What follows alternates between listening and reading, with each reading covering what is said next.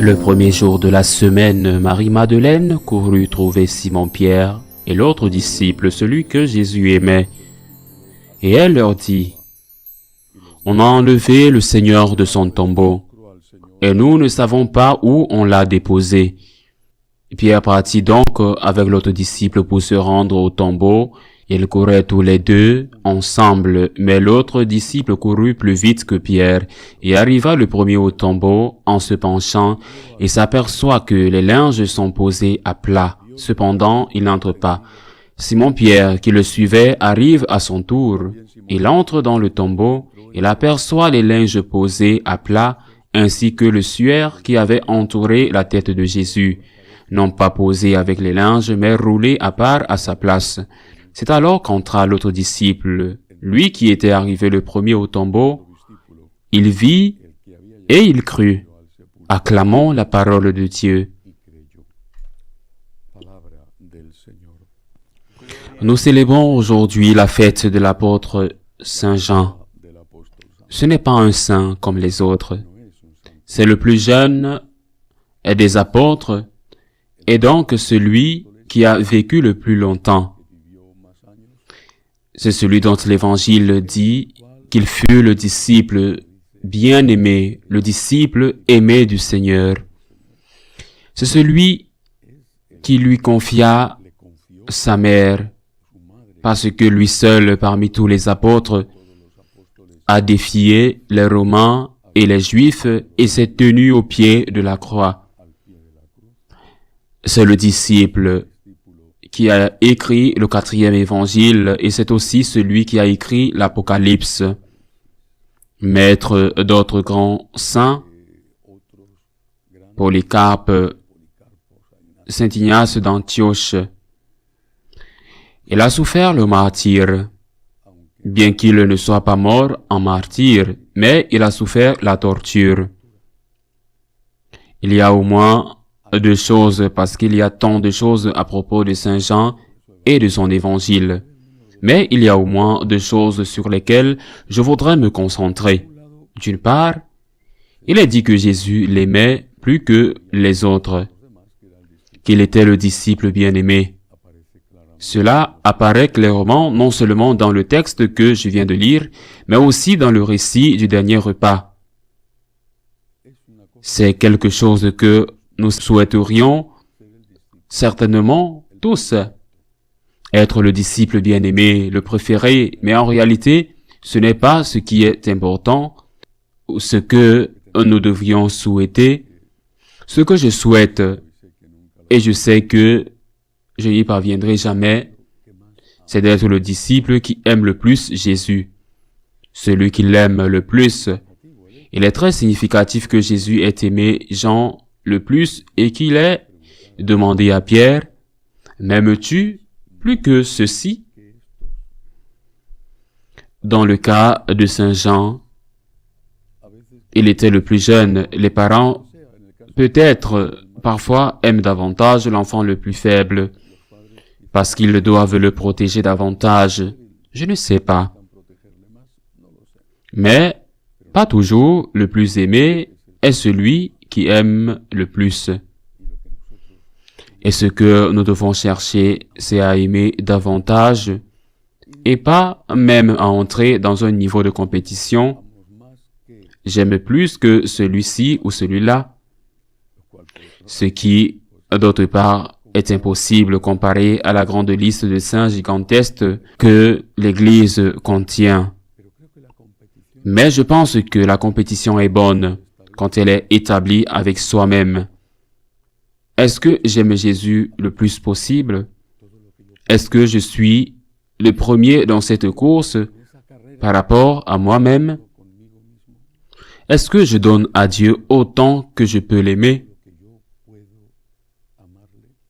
Nous savons que si nous n'avons pas sa grâce, nous ne pouvons pas faire le bien et donc nous ne pouvons même pas désirer faire le bien, que le désir d'aimer Dieu est déjà de l'amour pour Dieu et que nous devons le demander au Seigneur. C'est pourquoi Saint Augustin, le grand saint du cœur ardent, disait Donne-moi l'amour, ma vie. Je crierai parce qu'en me donnant l'amour, tu t'en réjouiras. C'est ce que nous devons demander et nous devons le lui demander aujourd'hui. Par l'intercession de Saint Jean, Seigneur, donne-moi l'amour pour que je t'aime. Donne-moi l'amour pour que j'enseigne aux autres à t'aimer.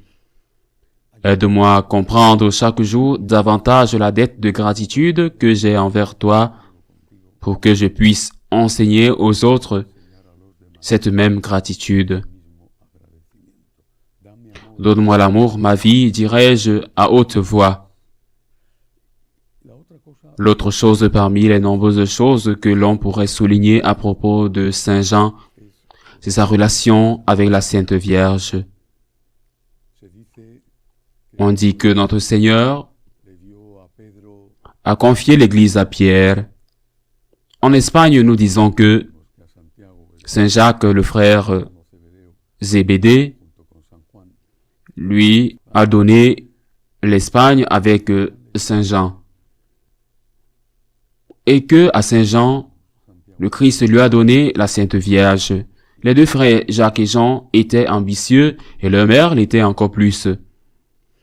C'est elle et eux qui étaient à ses côtés, qui a demandé au Seigneur que ses fils soient assis à sa droite et à sa gauche, c'est-à-dire qu'ils soient les premiers lorsque Jésus installerait son royaume, qui, pensait-il, allait être un royaume de pouvoir politique. Le Seigneur leur a dit, « Vous ne savez pas ce que vous demandez. » Il les a invités à embrasser la croix. Ils l'ont fait tous les deux. L'un, le premier apôtre martyrisé, pas le premier martyr qui était Saint Étienne, mais le premier apôtre à mourir martyr, et l'autre qui a souffert le martyr, a vécu certes pendant de nombreuses années, mais a beaucoup souffert. Saint Jean, il ne lui a pas donné le pouvoir, mais il lui a confié, il lui a donné le meilleur des cadeaux, du moins à mes yeux, du moins, il me semble. Il aurait pu lui donner l'Église comme il a donné à Saint Pierre.